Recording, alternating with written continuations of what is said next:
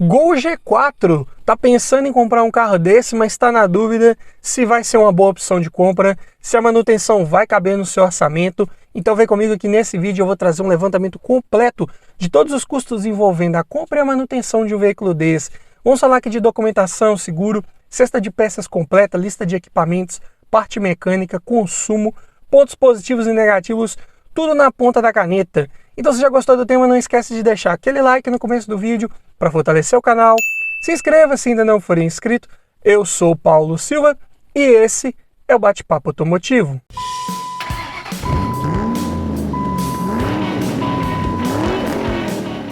E o Gol aqui em análise é na versão Power, com motor 1.6 8 válvulas, flex, câmbio manual, ano 2007. E essa aqui é a versão top de linha para um Gol desse ano modelo com motor 1.6. E vamos começar falando aqui dos custos envolvendo a compra de um veículo desse. E todos os preços que eu disser nesse vídeo foram cotados em maio de 2022, começando pela tabela da KBB, que nesse vídeo vai fazer referência a um veículo em bom estado de conservação, com a quilometragem média de 10 mil km rodados por ano e preço médio de venda particular, está em R$ 24.104. Já a tabela FIPE está bem próximo desse valor também, R$ 24.720. E uma vez adquirindo um veículo desse, você vai precisar fazer a transferência de propriedade dele para o seu nome. E a taxa de transferência esse ano está em R$ 233,74. E também vai precisar colocar as placas Mercosul, se você estiver adquirindo esse carro de um outro município e ele já não tiver as placas instaladas. Em média aqui na minha região está sendo cobrado em torno de R$ 300. Então já no ato da compra, considerando tabela FIPE, você vai desembolsar para um carro desse R$ 25.253,74. Um valor até condizente, eu diria, para um carro desse ano modelo e dessa categoria aí, né, dos hatch compactos. Mas vamos falar agora de custos envolvendo documentação, começando aqui pelo IPVA, que aqui em Minas é recolhido uma alíquota em torno de 4% da tabela FIPE.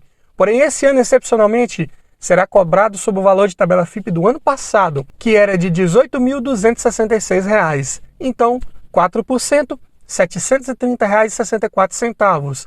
Vai precisar pagar também a taxa de licenciamento, valor aqui do meu estado, R$ 135,95, assim como um seguro, né? Porém, para um carro desse ano, né, 2007, carro com mais de 10 anos de uso, muito provavelmente você não vai conseguir fazer uma cotação com as seguradoras mais convencionais do mercado. Então, talvez uma seguradora do tipo cooperativa possa te atender com mais facilidade. Se for o caso, aqui na minha região, em média, é cobrado em torno de R$ 120 por mês, o que dá por ano R$ 1.440. Falando agora em depreciação, pegando o valor dele de tabela de 3 anos atrás, ou seja, cotado em maio de 2019, estava em R$ 18.289. Diminuindo do valor de tabela atual e dividindo por 3, esse carro teve uma inflação média por ano, nos últimos 3 anos, de R$ 2.143,67. Isso dá em percentual 8,67%. Apesar daquela ideia, né, de que o Gol G4 não é muito procurado, ele é menos procurado do que o G3, nós podemos observar em números que esse carro ainda assim tem uma boa procura no mercado de usados, ou seja, é um carro que inflacionou bem frente aos seus concorrentes. Então é um carro que você não deve perder muito valor com ele quando for revendê-lo futuramente. Então, somando aqui todos os custos envolvendo documentação, seguro e descontando a inflação que esse carro teve no seu preço, ele vai te custar por ano R$ 162,92, o que dá por mês R$ 13,58. Um custo bem baixo, mas repito, só está sendo baixo assim porque esse carro teve uma inflação bem expressiva no seu valor, que quase cobriu todos os gastos aí envolvendo documentação e seguro. Tenha em mente que se nos próximos 3 anos os carros usados começarem a baixar de preço novamente,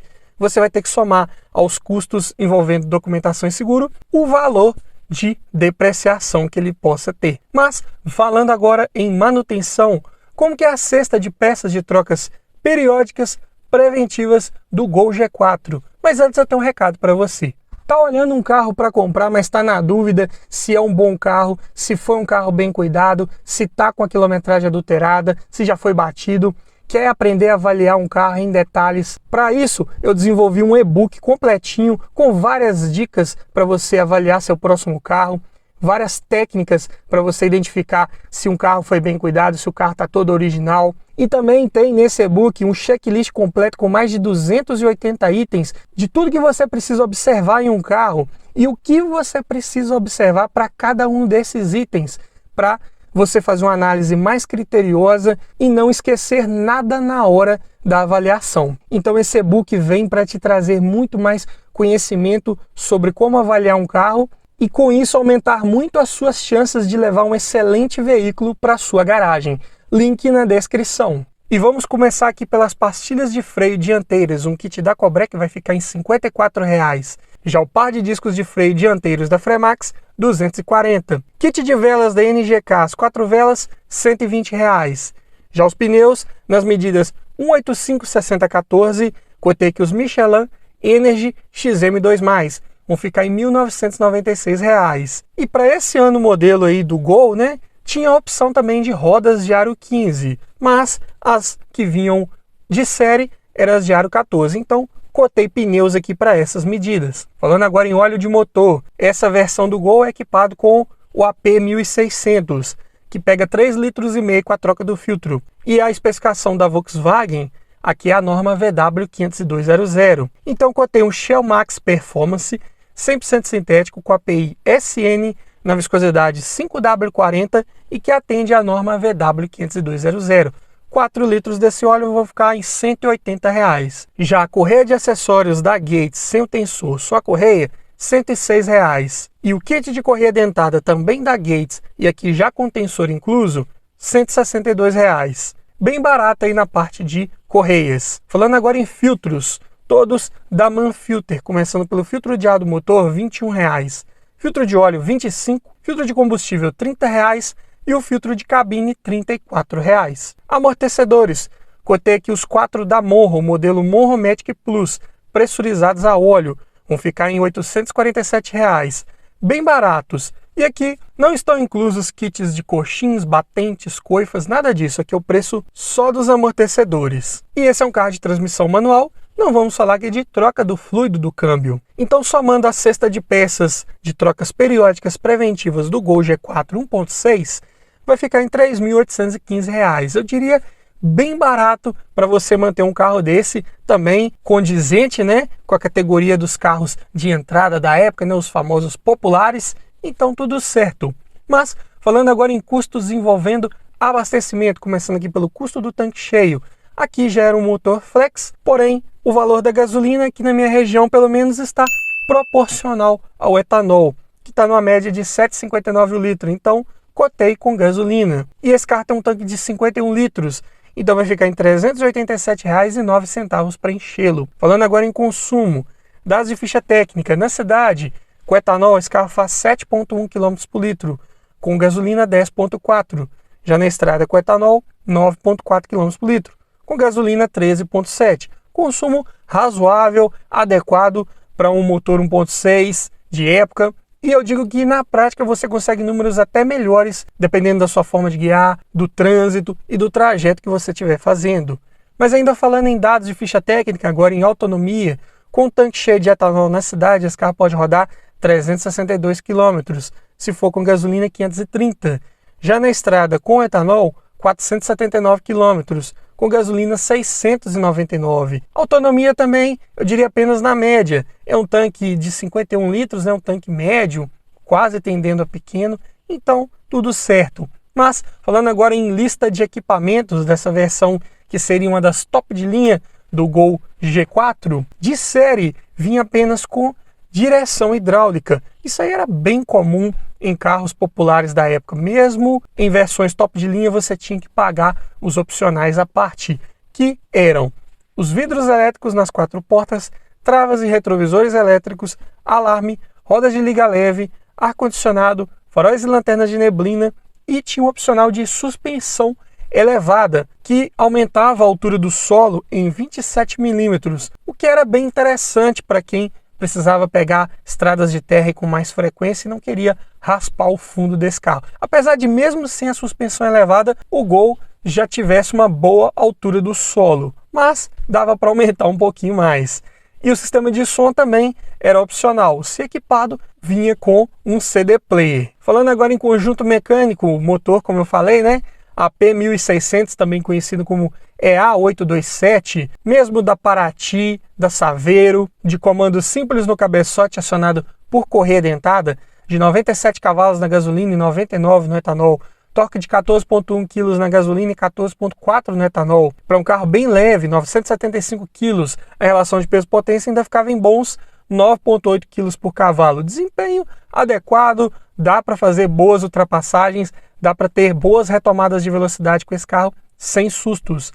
O 0 a 100 fica em 11,1 segundos, também o suficiente para carros dessa categoria. O câmbio, manual de 5 marchas, de engates leves, justos, precisos, como vários aí da linha Volkswagen, então sem problemas, câmbio também bem resistente, confiável, suspensão simples McPherson na dianteira e eixo de torção na traseira, manutenção corretiva aí de buchas, coifas, bieletas, tudo muito barato nesse carro. Sistema de freios também da mesma forma, disco ventilado na dianteira e tambor na traseira. Direção, como eu falei, hidráulica, rouba um pouquinho mais de potência do motor, mas também de manutenção corretiva mais simples, mais barata, o que seria condizente com a categoria desse carro.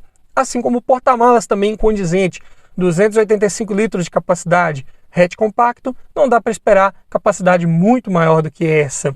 Mas, falando aqui dos pontos positivos principais de se adquirir um Gol geração 4, o primeiro deles aqui é a robustez e confiabilidade mecânica desse motor AP1600. O motor AP, de uma forma geral, é considerado por muitos aí como inquebrável, né? Mas é claro, inquebrável se você fizer as manutenções dele aí no tempo correto. É um motor que não vai te dar problemas aí com facilidade. Além disso, nessa época, a manutenção foi um pouco mais facilitada, porque entrou em uso aí no Gol, pelo menos, o protocolo de comunicação OBD2. Então, para fazer um diagnóstico aí na parte eletrônica, ficou muito mais rápido e muito mais preciso, o que é uma vantagem. Além disso, é um carro com peças baratas, como vimos aqui em números, com boa oferta no mercado, então você encontra peças para esse carro com tranquilidade, com facilidade. Além disso, possui bons números de desempenho e consumo, o que é interessante também. Boa estabilidade, é um carro que faz curvas com certa segurança, talvez nem tanto se tiver com a suspensão elevada, né? Vai subir um pouco esse centro de gravidade, mas de uma forma geral não é um carro muito molenga nas curvas com relação à suspensão. Além disso, nessa geração 4, né, que muita gente não curte, principalmente pelo aquele interior que ficou um pouco mais espartano, mas temos que reconhecer que ele melhorou em alguns pontos com relação à terceira geração, principalmente na ergonomia. Enquanto a geração anterior tinha os botões dos vidros elétricos ali no painel central, né, perto das saídas do ar-condicionado, o geração 4 passou aqui para a porta, então ficou mais fácil de você encontrar esses botões, você não precisa ficar desviando tanto o olhar para poder acioná-los, fica mais intuitivo. Sem falar que também ganhou alguns porta-objetos adicionais em relação à geração anterior, o que também ficou bem interessante. Porém, como pontos negativos, primeiro aqui, claro, o acabamento ficou pior do que a geração anterior, plástico duro, além da leitura dos instrumentos que ficou assim bem ruim, ficou ali um quadro bem compactado, de difícil visibilidade, nisso aí perdeu demais em relação à geração 3. O banco do motorista, ele tem, entre aspas, um ajuste de altura do assento, mas ele não eleva o assento como um todo, ele só muda a inclinação. É um pouco mais complicado de encontrar a melhor posição ao guiar. Além disso, pedaleira e volante ficam um pouco desalinhados, principalmente o volante, né? Ele foi bem famoso na época aí por ser o volante torto, né? Aquele símbolo da Volkswagen ficava um pouco deslocado para a esquerda. Era bem visível, bem notável, o que desagradava bastante aos olhos. E por essas e outras razões, ele acabou se desvalorizando mais do que a sua geração anterior, né? A geração 3. Apesar de em números vermos que esse carro hoje em dia está sendo bem procurado, mas se pegarmos aqui o histórico todo desses dois carros, né, geração 3 e 4, desde quando foram lançados, o geração 3 conseguiu manter valor melhor do que a geração 4. E isso acaba se refletindo também na facilidade de revendê-lo lá na frente. Mas, tirando esses probleminhas aí, é um carro sim de boa confiabilidade mecânica, que pode ser uma ótima opção de compra se você não se importar muito ali com detalhes visuais ou acabamento, algo do tipo, pode se encaixar muito bem para várias necessidades. Mas me diga você, frente a toda essa análise que fizemos aqui do Gol Geração 4, você levaria um veículo desse para sua garagem? Deixa aqui nos comentários, quero ouvir a sua opinião.